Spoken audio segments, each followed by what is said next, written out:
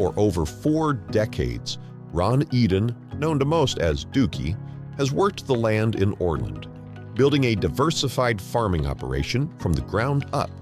When it came time to retire, he needed a partner he could trust to reach buyers as far and wide as his reputation.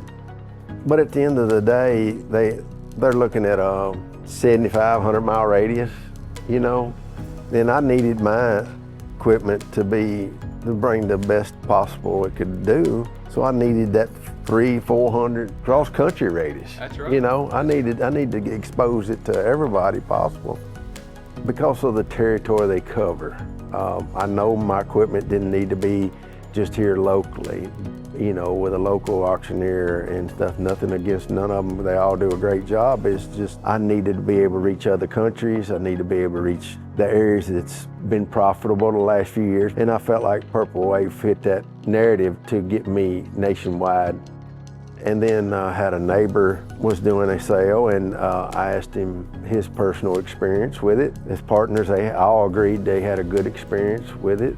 You know, and then when we sat down and discussed it, they, you know, walked me through the average miles away of a lot of equipment that's sold and bidded on in auction, and that fit my profile very well. From the first conversation to data capture day, Ron found the Purple Wave team brought more than just logistics to the table. Just a little more than just lining up and selling. It's the friendship along the way, and the experience of walking me through what they needed to make the best auction possible, what we needed to do with my people to help the auction be the best as possible. And so it's been really smooth transition.